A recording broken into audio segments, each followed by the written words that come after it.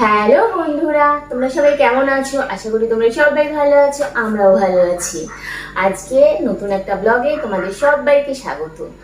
আর আজকে না আমি কোনো রকম ঘরোয়া কাজকর্ম তোমাদের সঙ্গে শেয়ার করব না। আজকে তোমাদের সঙ্গে শেয়ার করব আমার একটা রেসিপি, ছোট্টখাট্ট অল্প কিছু, খুবই সাধারণ, তাও ভাবলাম তোমাদের সঙ্গে শেয়ার করি। এর আগে আমি ডিম পাতুরি, মাছ পাতুরি সব রকম কিছুই শেয়ার করেছি। আর আজকে শেয়ার করব হচ্ছে গিয়ে কচুরলতির পাতুরি। তোমাদের দাদাভাই কালকে কচুরলতি নিয়ে এসছে, আমিও গেছিলাম বাজারে। তা নিয়ে আসার পরে চিংড়ি মাছও ছিল ঘরে। তা ভাবলাম যে চিংড়ি মাছ দিয়ে কচুরলতিটা পাতায় করে করি। আর যে ভাবনা সেই কাজ।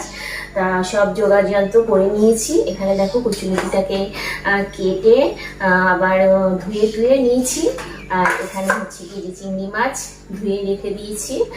আর এখানে মশলার মধ্যে আছে গিয়ে হচ্ছে গিয়ে লবণ, হলুদ আর হচ্ছে গিয়ে লঙ্কার গুঁড়ো। আমি আর অন্য কোনো মশলা দেবো না। আর এখানে হচ্ছে পেঁয়াজ কুচি কুচি করে কেটেছি। আর এই যে রসুন, গোটা রসুন। আর যেহেতু চিংড়ি মাছ রয়েছে যার জন্য রসুনটা একটু দিচ্ছি। তাছাড়াও হচ্ছে গিয়ে রসুন খেতে, গোটা রসুন খেতে আর কি আমি ছেলে দুজনেই ভীষণ ভালোবাসি। তোমাদের দাদা খুব একটা ভালোবাসেন না, তবে আমরা ভালোবাসি, যার জন্য একটু বেশি করেই দিয়েছি।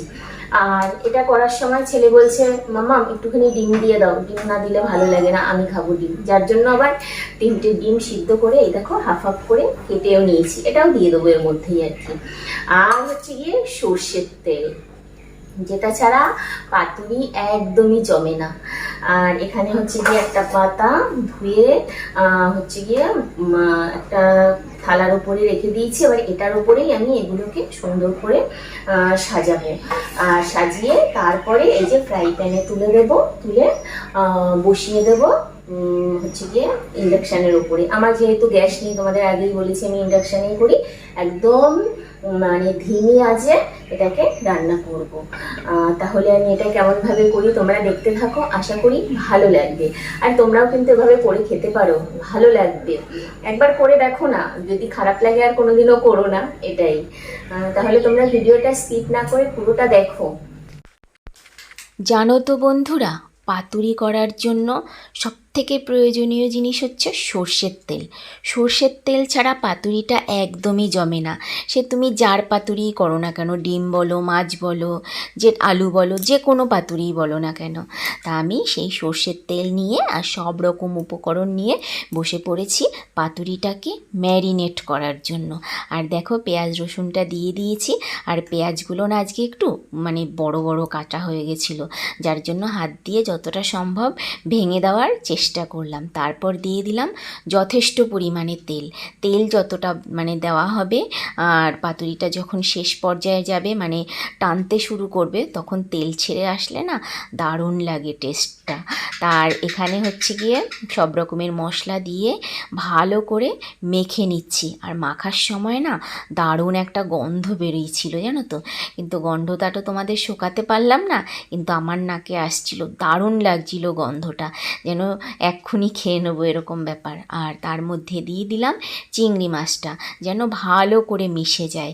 তা আমি ভালো করে মেখে নিলাম, যতটা সম্ভব মিশিয়ে ফেলা যায় আর কি। তা মিশিয়ে নিয়ে তারপরে আমি পাতার ওপরে সুন্দর করে সাজিয়ে দেব। এই সাজানোটাও কিন্তু একটা আর্ট, যেটা আমার মনে হয়, কারণ ওটা দেখতেও খুব সুন্দর লাগে। দেখো এই যে একটু একটু করে সাজিয়ে নিচ্ছি যেন পাতার বাইরে না যায়। আর তোমরা না যদি পাতাটা বেশি মানে কি বলবো তোমাদের মানে কেমন হয় না, শক্ত শক্ত থাকে, সেই ক্ষেত্রে পাতাটা ফেটে যাওয়ার ভয় থাকে, তোমরা গ্যাসের ওপরে হালকা ছেঁকে নিতে পারো, তাতে পাতাটা নরম হয়ে যায়। আমার দরকার হয় না, কারণ আমার এখন অভ্যাস হয়ে গেছে করতে করতে। আর যে মশলাটা রয়েছে ওর ভেতরেই ডিমগুলো দিয়ে জাস্ট একটু মেখে নিয়ে ডিমগুলোকেও সাজিয়ে দিচ্ছি আর কি। ফার্স্টে না ডিমগুলোকে আমি উল্টো করে দিয়েছিলাম, তারপর ভাবলাম না সোজা করেই দিই। এই দেখো সাজিয়ে নিয়েছি, দেখতে কি দারুণ লাগছে তাই না? আর খেতে কি দারুণ হবে সেটা তো আমি খেয়েছি, যার জন্য বলতে পারলাম আর কি, খেতে না দারুণ হয়েছিল। আর এটাতে আমি ভয়েস দিচ্ছি পরে, খাওয়া দাওয়া আমাদের হয়ে যাওয়ার পরে ভয়েস দিচ্ছি আর কি। আর এই যে যে মশলাটুকু রয়েছে সেটুকুও আমি দিয়ে দিলাম, কারণ এর মধ্যে তো কোনো জল যাবে না, আর তোমার কচুরলতিটা সেদ্ধ হওয়ার ব্যাপারও আছে, যার জন্য ওই মশলাটুকু দিয়ে দিয়েছি। এবার পেঁয়াজ দিয়েছি, যেহেতু পেঁয়াজ থেকে তো জল বেরোবেই, যেটুকুই বেরাক না কেন তাতে সেদ্ধ হয়ে যাবে। আর এখানে দেখো আমি একদম ধিমি আঁচে বসিয়ে দিলাম পাতুরিটাকে, আর ঢেকে দিলাম। ঢেকে দিলে জল বেরোবে যেটুকু, তাতে ওটা পুরোপুরি সেদ্ধ হয়ে যাবে। এই দেখো পাতুরিটা আমার ওল্টানো হয়ে গেল, কি দারুণ হয়েছে না ওপরটা দেখতে। এইভাবেই পাতুরিটাকে আমি উল্টে নিলাম, উল্টে নিয়ে তারপরে আর একটা পাতার ওপরে দিয়ে আর কি বসিয়ে দিলাম শেষ পর্যায়ের জন্য। এই যে উল্টে পাল্টে দেখছি, এটা পুরোপুরি রেডি।